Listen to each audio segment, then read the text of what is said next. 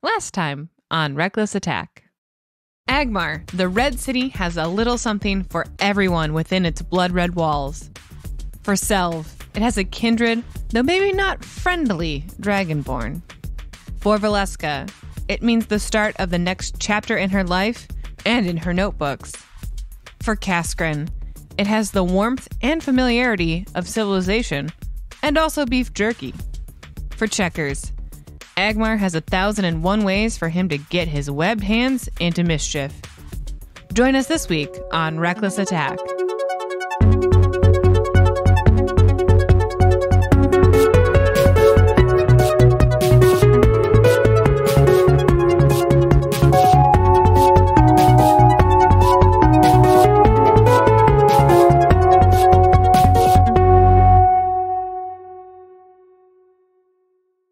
Hello again, everyone. Welcome to Reckless Attack. We are a 5th edition Dungeons & Dragons actual play podcast. See, I can really rattle that off pretty well now, which I'm pretty excited about. We've done it 16 times now.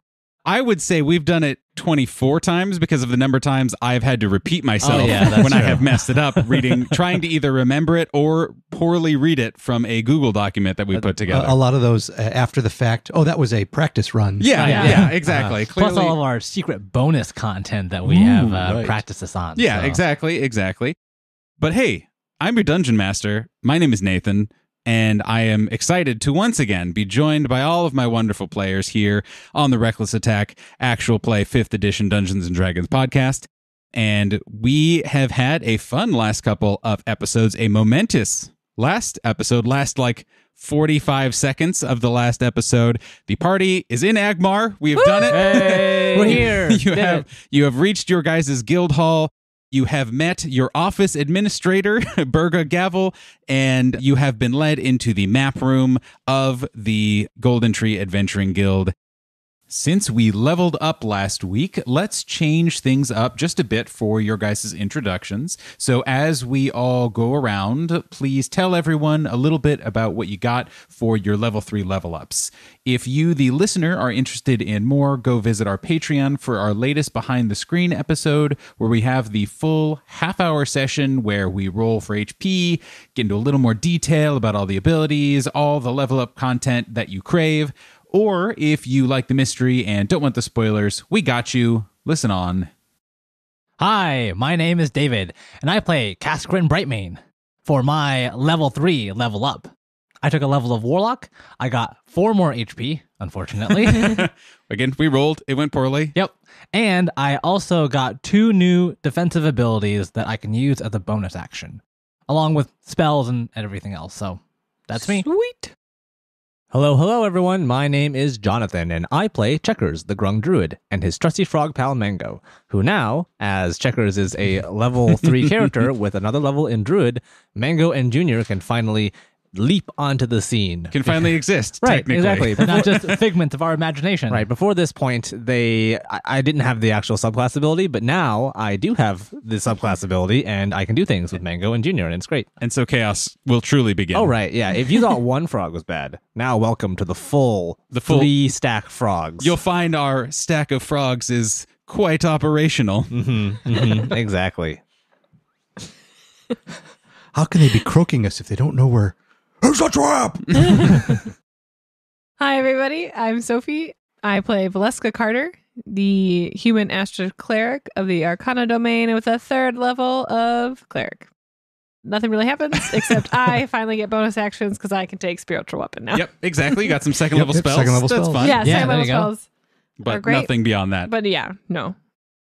Hello, I am Steve, and I am playing Sylvesterlin, the Dragonborn monk. And as of last game, I have taken the subclass in monk, a 3rd level in monk, and with the subclass Way of the 4 Elements remastered by a person named Deoxy. So it's kind of a slightly modified version of the Way of the 4 Elements that is in the book. I have gained a couple of nifty things. So I have 6 additional hit points, and I have some key things I can do using key energy. So as opposed to key importance. As opposed to key, and well, they are still kind of important. Some of those are some spell effects types of things I can do, as well as I might have misspoken on our last time, but I do have a ranged punch now that is 15 feet. I'm going to make a reference here that's pretty obscure, but it's kind of like a Transor Z, where he, the rocket fist that shoots out and punches things. We don't All know, right. Steve. Anyway, everyone, be sure to visit us on Twitter and tell us if you understood that reference or got it or Googled it later. And by the way, Val got 5 hit points. Yeah. Nice. Rolling for HP went fine for some people and less fine for other people. Checkers also only got 4 hit points, so a very sad frog over here. Yes. But listen to the full episode, the full behind-the-screen episode. I believe To really listen to our sheer disappointment in rolling badly. The ups and downs. Yes, I believe the average roll for us was actually the high roll for us. Yeah, exactly. And everything kind of went down from there. Yeah, it was not good. But, that's why we roll. I'm sure it'll all work out. It'll all work out. The 4 of you are sort of in the midst of unpacking, but mostly Berga, again, your office administrator, who is a robust woman, who is in a wheelchair, is showing you guys around and wanted to make sure, essentially said like, oh, before you settle in, I have to show you the map room, and brought you guys in, and that's how we will enter this episode. All 4 of you, plus your various retinue and Berga, are standing in the map room of the Golden Tree Adventuring Guild.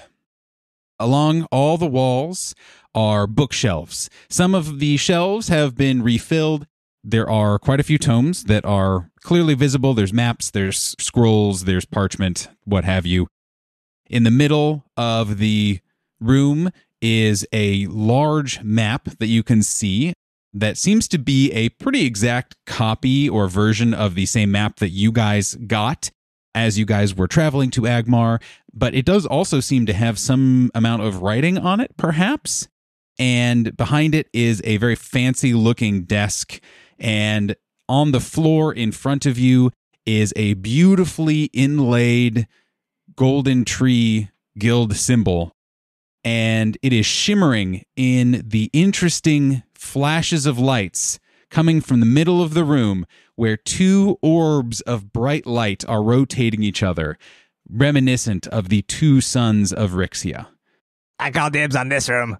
Absolutely not. I will fight you to the death for this. Absolutely not, Checkers. We have bunks assigned to us already. You cannot sleep in this room. Why not? This place looks cool. Wait, do you not understand this room is an option? Absolutely not. And Val just starts drifting as if pulled by the books towards the bookshelves and slowly makes her way around the room, kind of going opposite to the desk towards the bookshelves. Mm-hmm.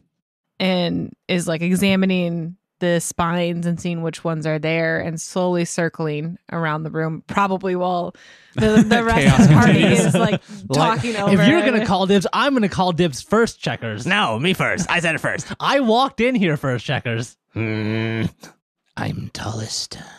Yeah, right?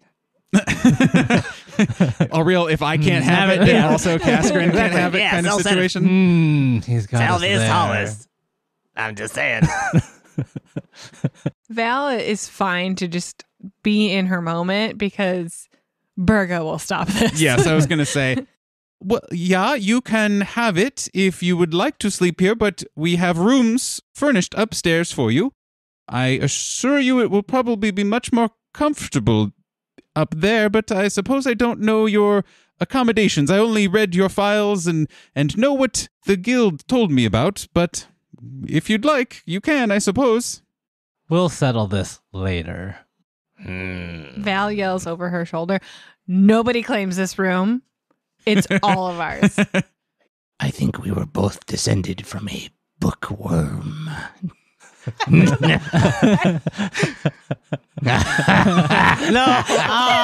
Someone put Selv to bed. He needs to go to sleep. He has to rest. He needs a long rest to get his wisdom back because he has gone mad. So I have a serious question. I have an actual question. Yes. Well, we don't take those here. Yeah, my question wasn't serious. Excuse me. Well, first of all, I don't know what the question was. It was, I demand this room. Well, yeah, that's true. This room is mine, right? Yeah. So are maps particularly common in this world? Because Gassorn is treating this map almost like a sacred object. Great question. And yes and no. One of the really meaningful parts of the era of rediscovery that you guys are in is figuring out how the world and geography and topography of it has changed since the Ultra Giants. People were so isolated for so long, strange geographic happenings would just crop up. Oh, suddenly I guess there is a mountain there. And hey, we're on the equator. Why is there now a glacier just floating there? So right now, there has been a decent job of people going out into the world and getting a little bit better handle on what things look like now. But your guys' map, you don't know exactly how recently it was made, but it is way more up to date than a lot of maps would be and has a good amount of the new interesting things happening on it. To have a big updated map like this would be a pretty big deal. And you haven't gotten a good look at this table, but to have it this big in that level of detail is also a interesting, what's the word I'm looking for? Like artifact? Yeah, artifact, or at least just like thing in front of you. Curiosity. Curiosity is a great way to put it. So Gassorn is walking forward a little bit, taking Valeska's cue, and instead of the books, he is approaching this map. He's running his fingers along the top of it very gently as the two orbs are rotating above.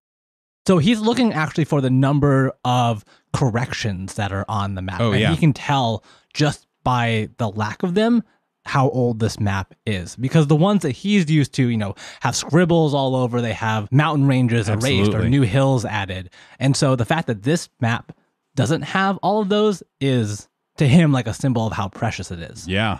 Well, it's interesting that you say all of that, Gassorn. As you run your hand over the map, the table begins to glow, and a three-dimensional, illusory, topographical map springs up, representative of all of the mountain ranges, all the forests, all of the cities. They're all still very stylized. They're almost certainly not to exact dimensions, but you now see in 3 dimensions, and it just kind of artfully just starts in the middle and spreads out, and you see the magic unfolding in front of you.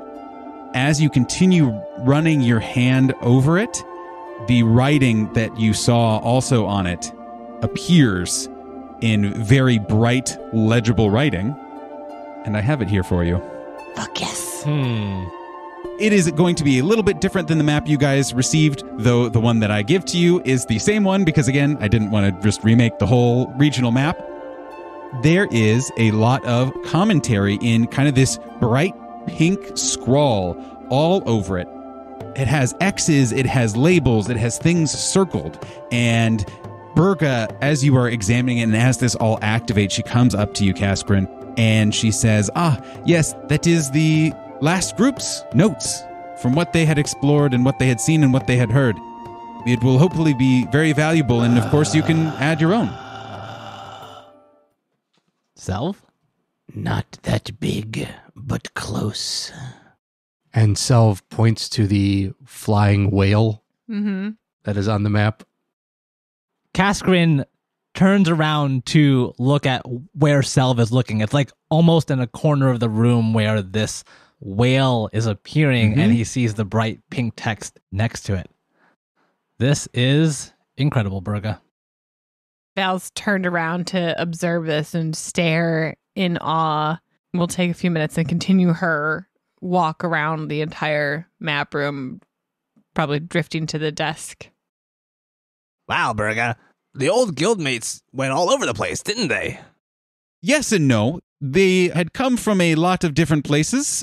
A few were relatively local, but they were able to trade in rumors, in all kinds of things to get a little bit of information. They had a good relationship with the town guards, the bones.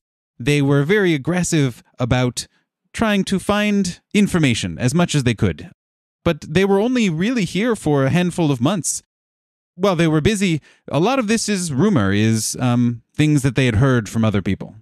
Do the notes that show up in purple, do they look like they were handwritten? Yes, absolutely. And if so, does it look like they were written by the same person? Yes, it does. Okay. Hey, Salve. I think we found your Dragonborn friend. And Gassorn walks over to a little bit of the map where it says Semaphorian Aphos. Mm-hmm. There's a little diagram there, and then in purple letters above it, it just says jerks. And Gassorn's like pointing to that in 3D space. I see.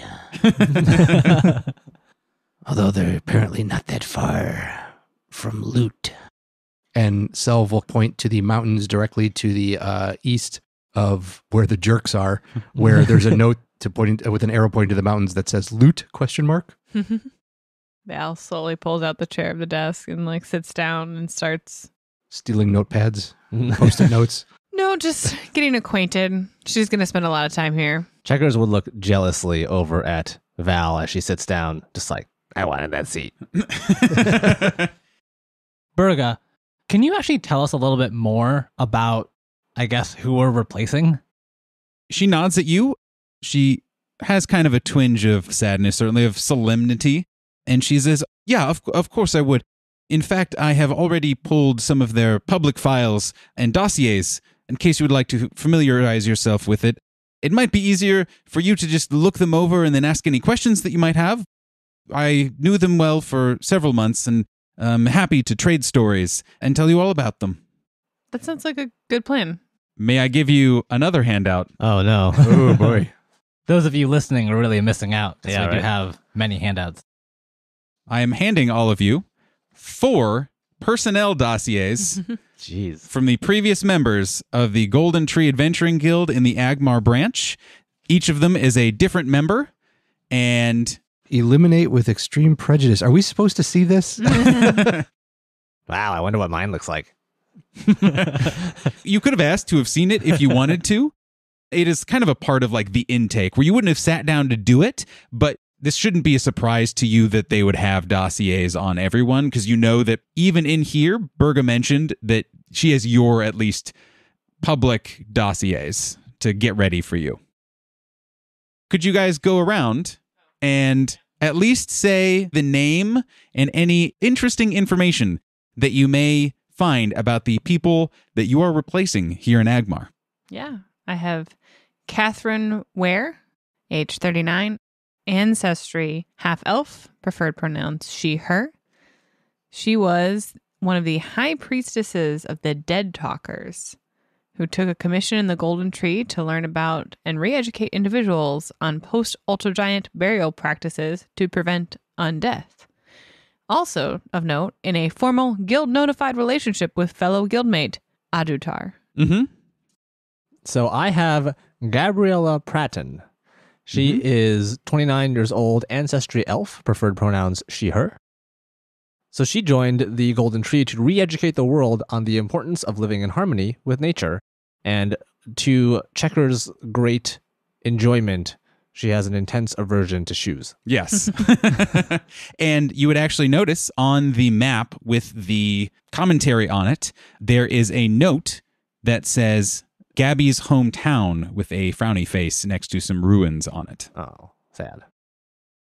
Gassorn is reading through the dossier of one Adutar Gassorn, age 46, ancestry dwarf, preferred pronouns he, him. As he's skimming through the dossier, he sees arcane powers. Yeah. Yes. He has appendage assimilation, which is a power that he has gotten after intense exposure to arcane energy in the early post-Ultra-Giant world. Mm-hmm. I'm very interested that you got that one. As Gassorn is looking at this, he notes that the full report of what happened is in the guild files, and he will file that away for later. Yes. That's lovely. I didn't pass that out to anyone in particular, but I thought Gassorn might find that interesting, and you're the one who picked it up. Finally, we have Gassorn, who is... One name. Yeah, like Cher. Age 32, human ancestry, and preferred pronouns they, them. apparently they are quite the pit fighter. They've done some extensive pit fighting in their downtime. And as of note here, areas of expertise / interest, I thought these were very interesting. Killing. You don't say. Dismemberment. Oh, huh. Mhm. Hell raising. And then we have in parentheses, for good. Of course. Intimidation. Getting attention. And then I thought this would be of particular interest to checkers. Lifting smaller people into higher places. Ooh. Reading the motivations of others. And that one threw me off until I saw the asterisks. It's hard. It's Yes, hard. it is. Until I saw the little tiny star, which says actual list provided by guild member. So that is actually something that they did. But apparently they have spent quite a bit of time voluntarily fighting in the pits. So that was interesting. So I would put this person as likely to survive, which then causes me a bit of concern because they were likely to survive and we have not heard anything. 3-time champion. In Yes. fact, the fighting pits of a place that is on the map that you guys would have maybe even passed through. Yes, 3-time champion of fighting pits of Karasta. I don't know that I want to meet whatever took these guys down. Are there any pictures of their ancestral armor? Which is something that is also on the dossier. Yes, it does say wears ancestral sigil armor passed down from Saint. Berga says, yeah, I believe that is something that they would have in the expanded files back in the guild headquarters. I'm sure we could requisition them if you would like. That would be interesting and something we can use to maybe track them down. So yes, please. Very good. Of course. Yeah. Checkers is going to do a big yawn at this point. Oh no, that's the yawn. Wow. I feel like Jonathan and Steve are just trying to outdo each other on the weird noises their characters Well, like, make. how do I do a yawn in character? Because like I can't just No, you're- yawn. No one will know. I'm just like I'll open my mouth and like no sound. Right. Right. Like how would everyone? All of us I are hate staying in, all by of the way. It's a lot. So Yeah. all I guess. Time to hit the hay, huh? Mostly Checkers is looking at you, Val, and just kind of looking at you a little bit angrily, but like, No, we should totally go to bed. it's like he just can't stand to see you sit at the desk while he's not able to do that. And it is not nighttime. Just to remind everyone, it's been a long day off of long weeks, off of probably long months of training, but it's like maybe 4 o'clock, like maybe, and it's summertime, so it's still very light out. Checkers, if you're tired, you can go to bed.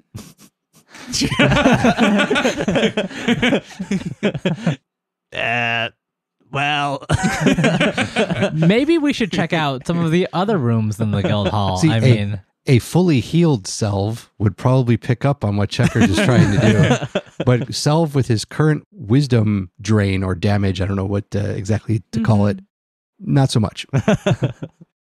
You guys can hear, probably at this point, you can hear Etris clank in, holding who knows what. Hey y'all, you gonna help? Oh, what's all that light coming in? And you can hear him like clomping down the Etris, hallway. But absolutely not. If you are carrying any ingredients, you cannot come in this room. There is so much flammable material in here. I thought you were supposed to leave those outside, Etris. What are you doing with them in here? They are Are they outside, sloshing? Etris. What are you doing? it's not all flammable materials. I do not believe you, Edris. You can make anything flammable. He looks at you, Val, straight in the eyes and says, "Thank you for saying that. I really appreciate that." And Burger's like, "You take those to the back. There's a shed. The headquarters was very clear that you should keep all of your materials out of doors. It is new. It is yours. Enjoy." And he's like, "Well, that sounds good to me." And he starts clinking down that way. Anyway, we should make sure that you unpack and get settled in and do whatever it is that you want to do here on your first day. And again, you hear a little bit of jostling coming from upstairs that you had heard a little bit at the end of last episode. Oh, no.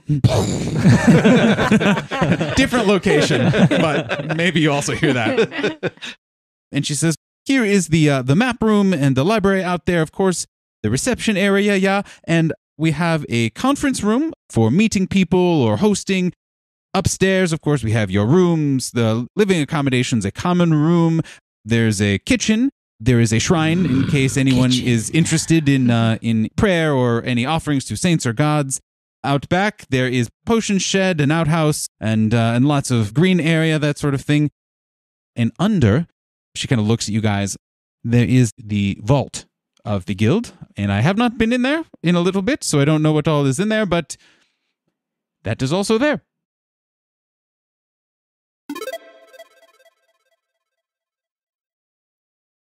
Hi, everyone. It's David And Sophie, here with the mid-roll. we have a bunch of updates for you, and I'll let David take it away with the first one. So we've been working hard on a lot of bonus content, both on our main feed and on our Patreon. On our main feed, you may have seen The Tale Till Now, God's Damn These Grung, which is a recap of all of our first 13 episodes into one 15-minute long little package for you. Take a listen to that, and you'll be pretty much caught up. Though I do recommend going back and listening to all 13 because, as I constantly say, we are delightful. Now, David, we did recently update and switcheroo behind the screens and a new fun named thing, Reckless Talk. That is true. Which one's which? In the future, behind the screens will be our Patreon-only content, and Reckless Talk, our interview series, will be posted in its full hour-long glory on our main feed for you to enjoy. Speaking of Reckless Talk, this Thursday we will be releasing our first ever interview with another TTRPG creator, Ooh. Planet Arcana. Yay! Yeah. They're great. You may have heard of them. We do talk about them a lot on this podcast. Because they're great. It's true. Nathan has a fantastic interview with both of the double DMs, J and B, from Planet Arcana. You can find them on Twitter at Planet Arcana Pod for more information. Woo! But that's all from us. Thanks for listening, everyone. Back to the episode.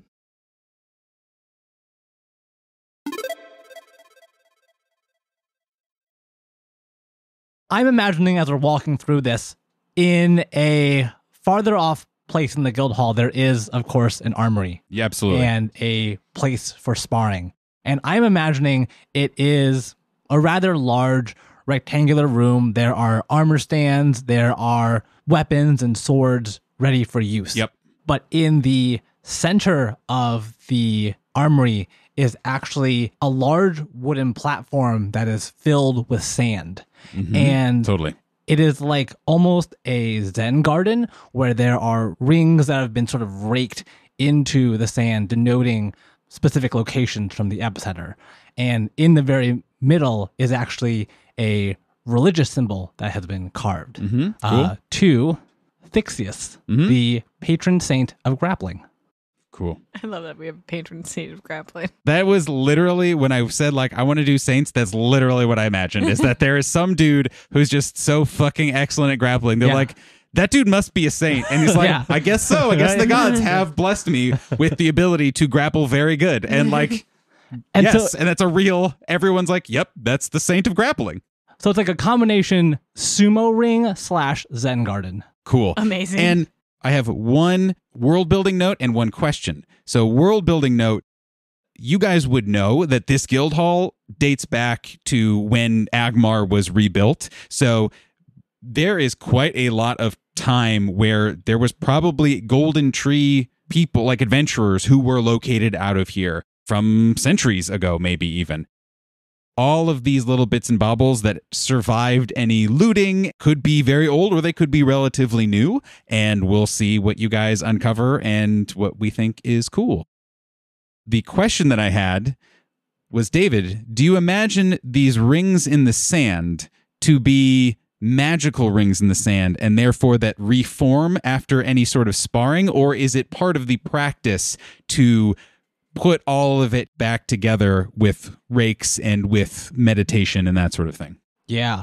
So I imagine ordinarily it is part of the ritual to rake the circles back into position. But this one, much like how the map is magical, also has, when you begin the ritual, the lines just draw themselves. So it's more of a act of prayer and Yeah. deference to Thixius as the rings draw themselves instead of the manual version. But there's still the intent required. There's Yes. still reflection. Yeah. I like that. This one's just a Excellent. little bit easier. Cool. So I don't know. What's going on We're over laughing there? at the same thing. David and I were You having a named- nice world You building named the moment. god of grappling Thixius. Yeah. Yeah, I know what I'm doing. I just imagine And how's that spelled, David? THICCCEUS. Okay. Let me correct my notes Oh. quick. I thought you. imagining like forearms that are like 3 feet across. So I thought you guys were laughing at the fact that he has turned a manual process and automated it. yeah, It's like, I'm not going to do this. Why should I do this physically when we yeah. can have something do seems it for like me? a nice time Magic. to remind people that you too can name saints in our world by being a patron. They are, of course, all subject to review Except this one, apparently. in times that are not being actively recorded. So that is a room that we walk past. Canon. You can't just make things canon by saying canon after you say them. Did anyone have any other room-based additions at this point? And Yeah, I just wanted to say I don't want to go into my thing yet, but Val has not left the desk. She is still there, kind of absorbed in. It's one of those super old desks with like 200 drawers and a lot of like secret compartments. So she's just fiddling with it. Yeah. And as Berga ushered everyone out to the tour, she probably looked back and saw Val still sitting at the desk, remembered her dossier of like, Yep. nah, Val's going to be there for a minute, Val and might then be just there for a like minute. left her and gave the tour to everybody else. That I expect to come back, walk past that room like in the morning, and Val's still there. But this time the desk has like all the drawers and like different drawers and stuff pulled out to different levels, and stuff has moved around the desk, and now it looks like a golem. It's like a giant wood golem. Yeah, that would be sick. Hey guys, look what I did. Like defense of like the Golden Tree headquarters. Yeah. Like, to summon the desk golem. I mean, you guys joke, but we'll see. Oh yes, go ahead. I have one thing, and we don't have to go into it too far into either, but I'm just reading Gabriella Pratton's dossier again, and I can imagine that she would have spent a lot of time outside in that green space behind the headquarters. Absolutely. So there would be quite a lot of, I'm imagining a combination of like a large water fixture, like a pond, I love plus that. like large tree, like fruit trees growing in the vicinity that would, drop fruit around. And then just at the base of all these different trees would just be these series of weird mushrooms, like just kind Absolutely. of growing at the bottom of these. So, in the back next to maybe the shed, there's, 4 or 5 different trees and this whole host of different mushrooms next to this water fixture back there. Can Absolutely. I add to that Yeah. a little bit? Where there may even be like behind the water fixture, a small like dark alcove Cool. that is Okay. like a little mushroom cave Oh, for yeah. more Oh mushrooms. yeah, Yeah. the ones Yeah. that can't be in direct sunlight. Yeah. Yeah, exactly. That's Absolutely. Perfect. That's perfect. That's Yeah. nice. Maybe there's like see like little bioluminescent Yeah, ones in the back. just yes, Yeah. absolutely. Excellent. Canon. Yeah. Can I get a gavel that I can just like has canon written somewhere on it? Yeah. Okay. So you guys get a tour of essentially the first floor, and Berger says, we'll show you the vaults and that sort of thing. And upstairs again, all your living quarters. Taroth, get down here. And you hear a now kind of familiar crash happening upstairs, and then a scurry of little feet as this tiefling woman in the wheelchair looks up at the top of the stairs. As you might remember, I described her with these straight, pointy up horns that swirl like spirals. And poking out from the top of the stairway are 2 similar horns, much smaller. For a moment, you might think like, oh, is it a baby? Is it something like that? You have a moment, and then peering out from over the stairs is a terrible looking, ugly, piggish face. And then more emerges, and then a like 1.5 foot tall hunched creature with these big bat wings starts clomping down the stairs and looks around wildly at you all and says, who are you? Hi, I'm Checkers. I'm Gassorn, pleased to meet you. Sylvesterlin. And I'll bow. Taroth, who you assume this creature is, gives a big flourishy bow with a lot of swirls and deep head almost to the ground. Sir! And how should I address you? This creature looks over at Burga and she's like, yes, we practiced. I am Taroth, familiar of Burga. I am here to serve you all in the Golden Tree Guild. And Burga just kind of like nods and just like points with her head. Let me help you with your stuff. Because Self isn't quite feeling Himself. really wise. Yeah. Himself. He'll actually just hand his thing to Roth. Just What his do you backpack. hand? Just like his backpack with his extra clothes and like the little like cooking materials and whatever he has with him. Taroth holds out these long, gnarled, pointed hands and takes your bag and comically is very heavy and large. He glares at a purse at your pocket that he clearly would rather be carrying and is like, yes, sir. And kind of like crab walks up the stairs. He's like walking up the stairs backwards, dragging the backpack. Selv will turn back to the others and just say, He seems nice. Maybe we should just carry our own things. Please, sirs, follow me. Of course. Burger actually stops you guys from walking up until Taroth is all the way to the top and you can hear dragging of this bag at the top as he disappears. And she leans over and is just like, yeah, so that's Taroth. He is mine. He does suck a little. Don't tell him. He must suffer. But he is useful. He will do what I say, and I say to do what you say, so he will be helpful to you. He is very good for reaching tall things and not too many other things, but, well, he's one of us. And I assume everyone starts going up the stairs. Uh-huh. Yep. So at the top of the stairs, you see a very lovely common room, essentially. Got some chairs, has a nice fireplace, even a couple bookshelves, some decorations, maybe even some paintings and that sort of thing. You definitely see a potted plant that is now shattered on the ground. Oh, no. But you also see several rooms just off to this. They all have a bed in them existing. They all have windows, but they are also seemingly bereft of any decorations or of any other possessions that the prior guilders would have left. Assuming that Taroth has put his bag into his room, Selv will begin to unpack or, go through his stuff and kind of organize things. Checkers is actually going to go into his room and seeing that there's nothing in there, open up the windows, just the one window, I presume. Yeah.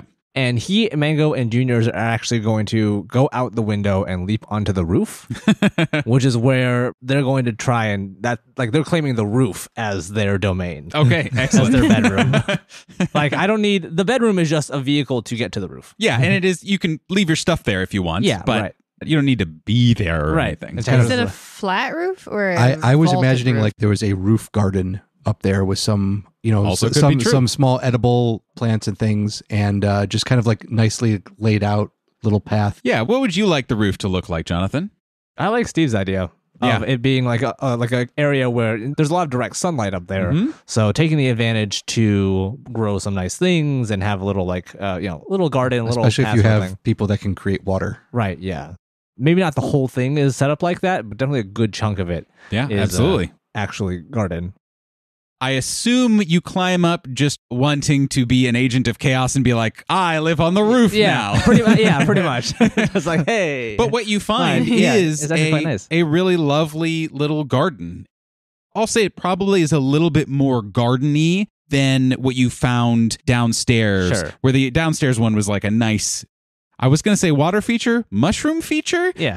and very decorative, but nice and meditative, whereas up here seems to be a lot more plants and plant boxes and that kind of thing.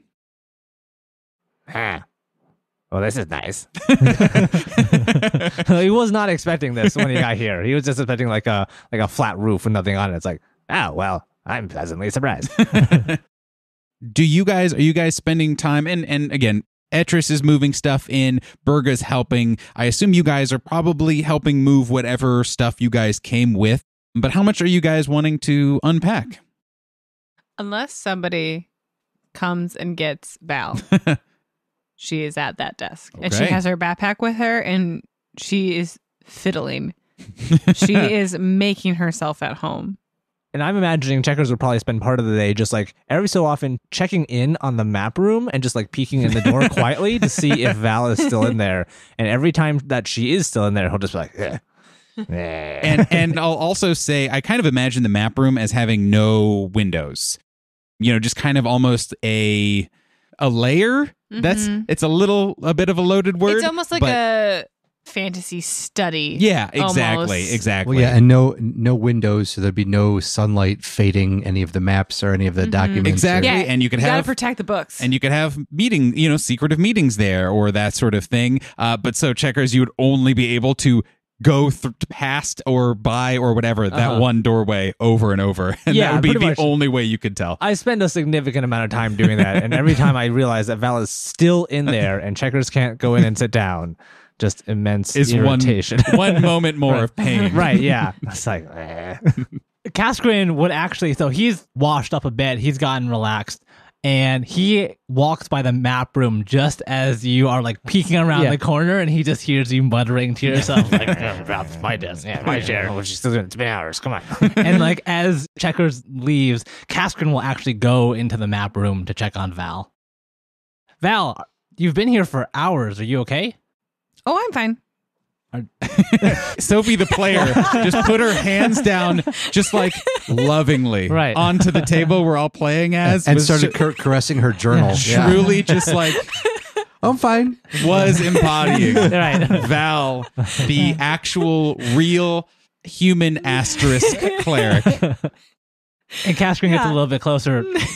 Are you sure? Can I get you anything? I mean, if you would give me some water, that would be great. And Val is still just like has her notebooks out. She's probably going like page by page, making sure her notebooks are all set and has organized writing utensils, all of the admin office materials that she's been carrying with her this whole journey have been neatly organized into this desk. And then she might be like, as she uses the desk, being like, no, I don't want it there. And like rearrange, taking it out of there.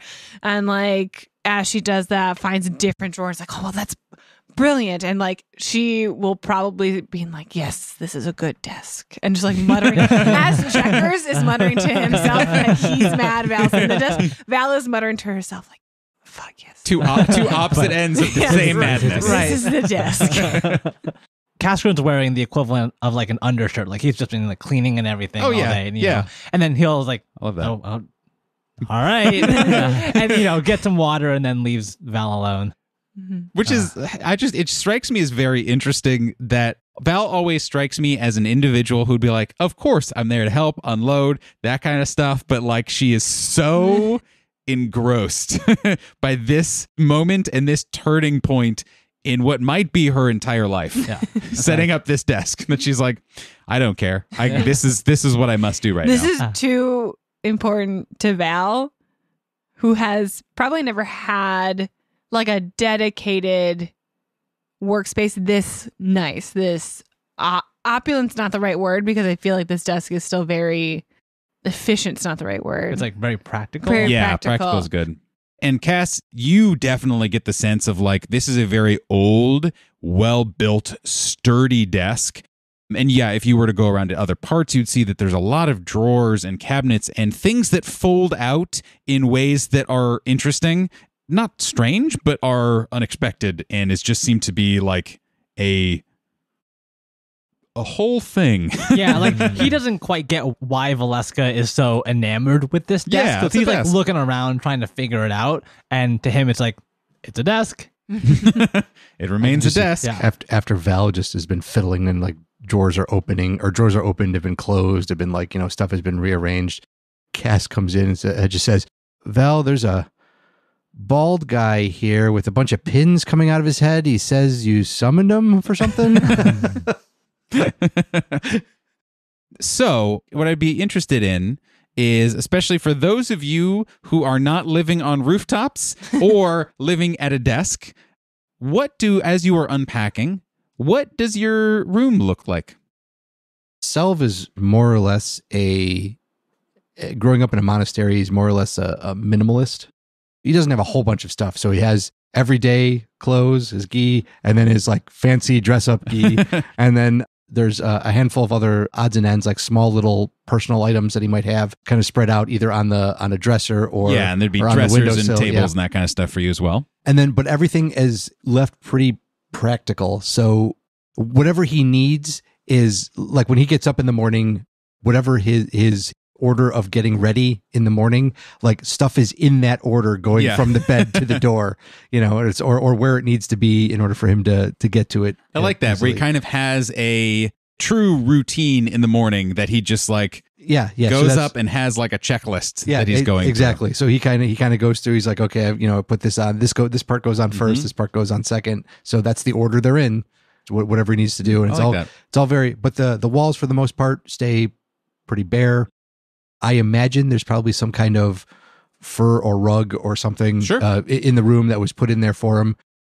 Other than that, everything is pretty basic. So it's perfectly functional, but no thrills. Mm-hmm. Yeah. Or frills. Sorry, frills. Well, no or frills. both. Yeah. Just having all of your clothes lay out is not like exciting. So no thrills either. Right. Exactly.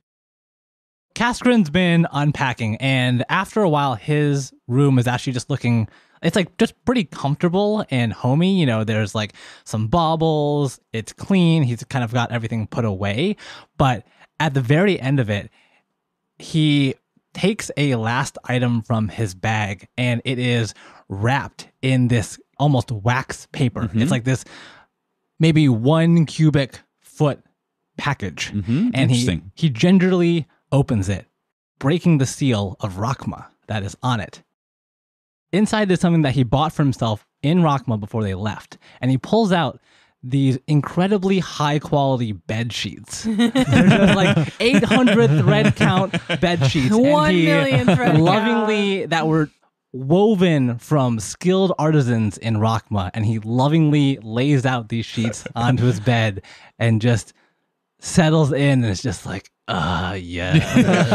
I'm assuming too he's like bathed real quick after like unpacking and making sure, like, because he's helped do everything. He has waited for this moment for weeks. I'm just imagining you in like a nightgown, right? And, like a cap, a cap, and Ebenezer Scrooge cap, and like it's slippers, slippers. It's still evening, but like I'm imagining just like, I need to treat myself. Oh yes, he's taken, he's washed himself. He's got the hat, the robe. He's got like a cup of warm milk. Yeah. Whereas normally Cass makes a lot of noise when he walks because of the armor and everything. So now it's the just rock feet. Yeah. Now it's just like.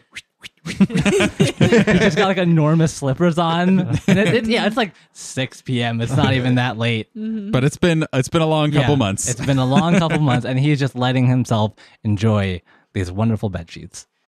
I'm curious. Do you think Gassorn is someone who likes those sorts of little indulgences, or is this like extra special for Gassorn, or is he like, no, I spend all my gold to live large all the time? Where on that kind of spectrum do you imagine Gassorn is?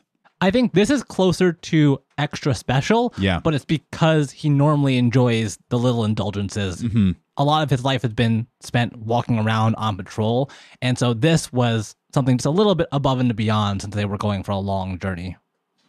And I imagine it's like Gassorn's going to treat himself to wonderful magical sheets, so at the end of each day he has that small indulgence and comfort. Right, exactly.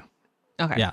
This is not something he ever would have brought out on the road. Right. It is for Saving this it for moment. I love that it was That's wax lovely. sealed, Yes. so it's completely protected on the journey. Yep. Oh, His yeah. most prized possession. Yes. Yep.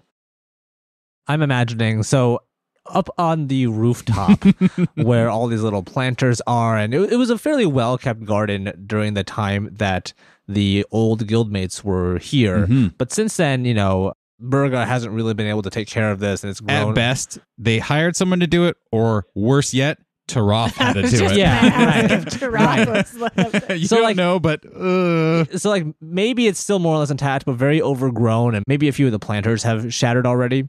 So as part of preparing this space for Checkers to live in, he would actually probably knock over or empty out some more of the planters and get the dirt out, and just create this like large sort of like space that's full of dirt, and put it on the center of the roof, and then just like lay down in it and do like a snow angel. It's like, yeah, that's the stuff.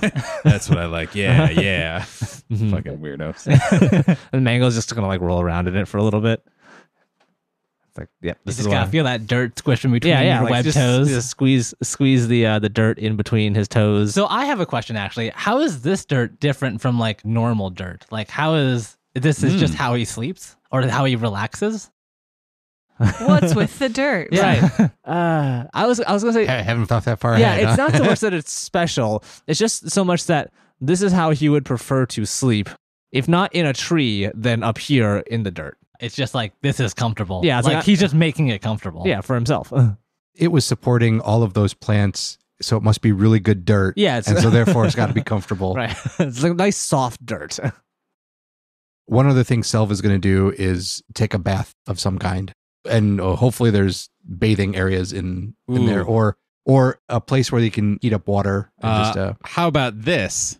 It's always hilarious as a DM when you're coming up with buildings like this, taverns or inns or where's the or whatever. bathroom? You got to be like, okay, that's right. Where's the outhouse going to be? There needs to be a kitchen, I guess. And how about the water mushroom feature is actually also a hot tub kind of situation? Hell yeah. Where Little it is hot a spring kind kinda of, thing. yeah, it's kind of a magical hot spring. It's not very big, but Berger would happily inform you that like you can take a nice warm bath out back. I'll do that and then basically get ready for dinner. I'm assuming there's going to be some kind of all of us eat together somewhere. Whether that happens or not, Selv is just assuming that that's what's going to happen. At least Kaskrin and Selv both take baths out there, it sounds like. Yeah, Kaskrin would probably have also taken advantage of that before taking a nap. Yeah, I was imagining that was the bath you Yeah. took before collapsing into your fine sheets. As you guys are out there, you do see it's a pretty nice sized courtyard that you guys have access to. There's still quite a few buildings. You know, kind of imagine it's a little bit like the suburbs where everyone has yards, but there's still houses all over the place. And there is a relatively recently built little shack a little bit off of where you guys are, and you will occasionally hear clanks and booms and strange gurgles as Etris every once in a while comes out, his face already covered in soot and smoke, and just says, "Hey y'all, enjoy." Hey, y'all know that boom? Yeah. It was good. We're all good. Yep. It's fine. I will tell you if there is an emergency. I assure you I am a professional. Still got all my fingers, 4 and 3. Yeah. So the afternoon goes on. You guys are able to successfully unload, and you could have easily brought pretty much anything you wanted with you. But I'm also imagining that you guys, as guilders, only travel with so much at a time anyway. I'd imagine there's maybe a lot of books. There's maybe dirt. Or I don't know. I brought a whole sack of dirt from Just my in home. case. Yeah, just because they didn't have dirt here. You know? You never know. Yeah, You'd be right. surprised In a at what ci- places in a don't city, have dirt. like you gotta think about this stuff. Is Checkers actually a vampire that can't sleep if he doesn't have the Yes. dirt of his homeland Yes, underneath him? exactly. To be fair, hey. the last city we were in only had sand. I was going to Right. say, yeah. And also, Steve, I'd ask you to please stop revealing Right. deep plot points that Jonathan and I have spent months trying to concoct. Thank you very much. Damn it, Jonathan, I told you not to reveal the dirt for a few more episodes. Steve's played too many of these games. He'll guess it. I just had to foreshadow it, you know, Nathan. That's- It's like I can't just that's like true. reveal I'm a vampire, right? that I've been sleeping in dirt Right, all along. right. They would have noticed by now. Yeah. You guys have unpacked. Where's Val at in the Again, unless anybody is trying to do if anything? Etris is on fire, she will come. That's very generous. I would have said someone else would have handled it. right. I think there is actually a moment where it's dinner and Kaskrin's got cleaned up and he comes in. I imagine Val is still engrossed in her work, and Kaskrin kind of gently lays a hand on her shoulder. At this point, Val's probably actually under the desk. So Val is gone, okay, as far as you can see. No. She's still visible, but it's like a plumber, like looking under like the desk and still just like fiddling with everything. So Kaskrin's he comes up, he's got his hands on his hips, and he's like, Valeska, you need to get cleaned up. You have to eat. Come out of there. Can I ask really quick, what is Gassorn wearing? Because I need to know for my own mental state, like, what am I picturing this conversation happening? And there's no wrong answer. I need to be extremely clear. I've already gotten the mental image of Gassorn in his wonderful nightgown and slippers, and that is enough, but I need to know going in. So he is now wearing relaxing evening wear. It's like a loose-fitting tunic, nice pants, but he does still have the slippers on. And I'm imagining they're like Perfection. his normal silk sleepwear has like stars on it, and so it's like a nice baby blue, and his slippers match that. Are they normal slippers or? These are like one level below the sheet. They are also important because he has to get like a size 24 slipper for his foot. Like 24 cylinder slipper. Yeah. Extra Very triple custom wide. made. Yeah. But, it's also a fantasy world where, like, turtles with giant feet walk around. So, like, there's got to be a vendor for that. Who does Who that. gets it? So he's walking around shuffling on those, hands on his hips, and it's like, Valeska, you've been out here for hours. You need to go get cleaned up. It's about dinner time. I'm imagining Checkers had also entered at some point. Like, yeah, Valeska, you gotta eat sometime. At Checkers' words and not Cass's, Val will get up and just stare down Checkers. And Like and Val this is actively defensive towards this text. and this is how squatters' came up in the world of Brixia. Yeah. Like, save my spot. Right. Again, dibs. Calling dibs. Kaskrin is going to try to negotiate a truce. From his pocket, he pulls out 2 pieces of jerky. Oh. Checkers, Ooh, high stakes. if you will let Valeska have this room after dinner for another 4 hours, I will give you this piece of lemon orange jerky. Valeska, if you will come eat dinner and get cleaned up, I will give you this piece of oregano paprika jerky. Ooh. I want the oregano one, but yes, fine. And he hands it to you. Ha, got it. Now, did you really want that one, or did you want it because that was the one that Gassorn offered to Valeska? No, I'm not really a big fan of lemon. Can't. Good to know. Come on, Valeska, get out of there. Val will begrudgingly walk away from the desk and like look back longingly at it. And Berga comes up and she says, yeah, it's a very good desk. That's where we have that sad walking away song from the Incredible Hulk from. Oh, yeah. I was imagining that the sad Charlie Brown walk music, too, is also appropriate. At some point during the day, I'm assuming Berga would have been going past the door and Val would have yelled at her, not leaving the desk, been like, Berga, Yes. please come here. And just like hand outstretched, like, please come to me. From 30 feet away, just like, please come. And she just as casually as she can, while also being a little concerned for you, kind of rolls up to you and is like, yeah, is everything okay? Val will interrogate Berga about this desk and confirm any and all of her theories about it. From as much as she knows, which is a decent amount, is happy to tell you anything that you suspect. It is what you think it is. Okay. And Val will ask Berga to close the doors on her way out and just give Val will take like an hour after her conversation with Berga to really digest and process the information of finding a desk of doing. A desk of doing, indeed.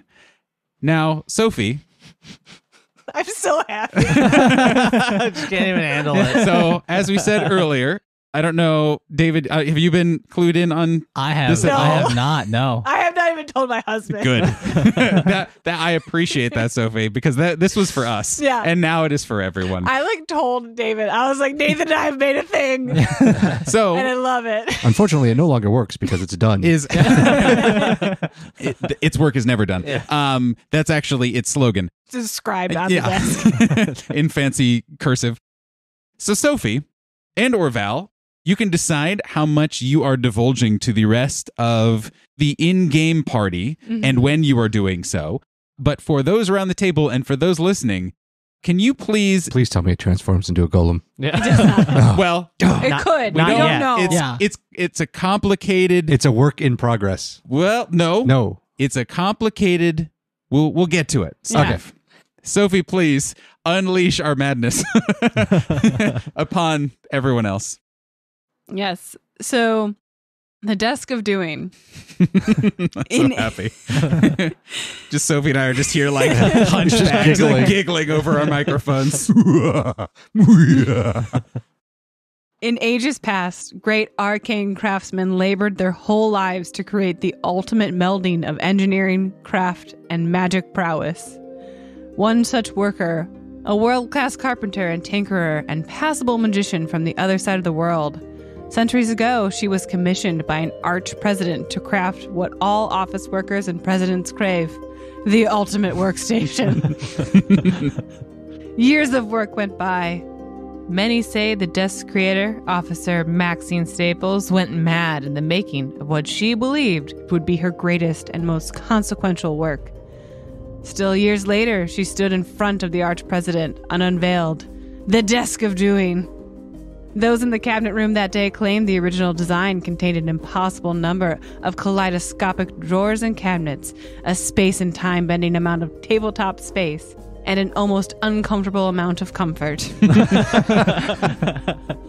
The legends say the arch-president was delighted and immediately sat upon it, saying that, "Truly, my work can now begin," before immediately having a heart attack.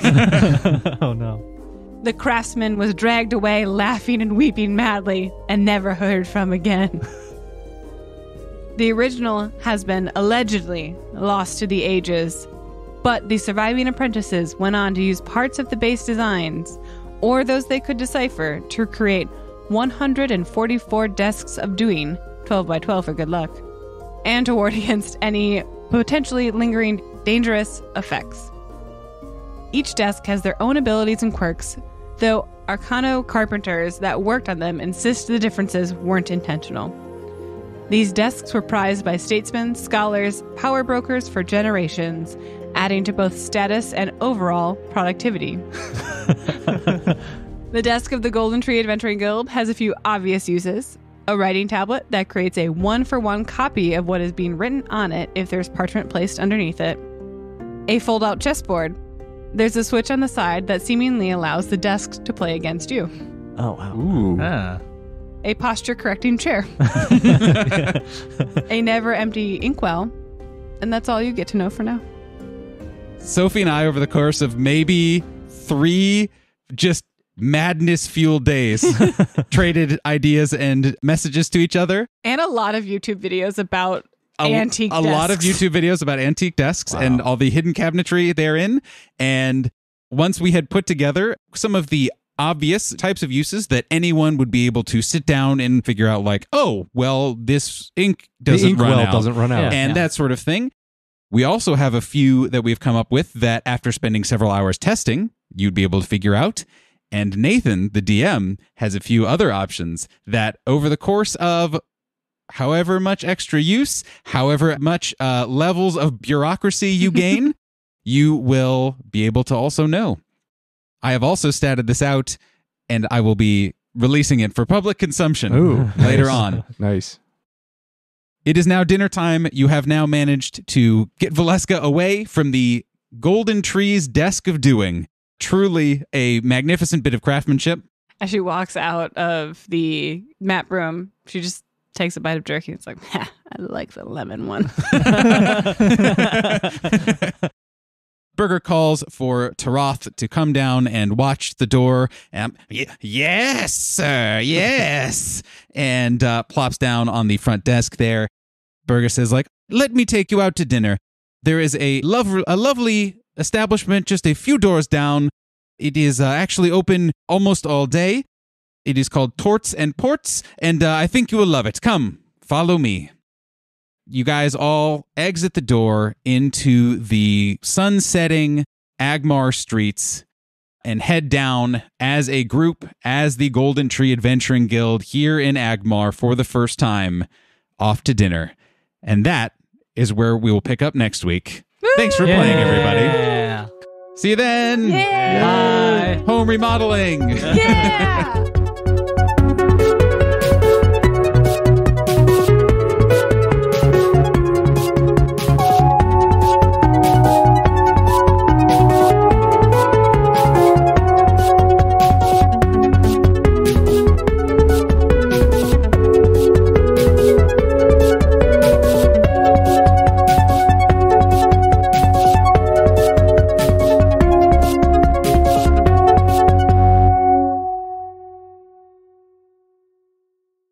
If you love Reckless Attack, and I know you do, you'll love the people who helped us make it possible. Our logo artist, Maggie Pearson, character artist, Borg Cinnabon, and website designer, Donnie Chung, put together all of the visuals you see for our podcast. We have some fantastic music, too. Our opening and closing theme was written by Chicago-based composer Megan Carnes. We also use the works of Kevin MacLeod and Michael Gelfi for our background music, and appreciate all the wonderful content they've put on the internet. You can find all of their social media links and more info about each of them on our website, recklessattack.com. See you all next time.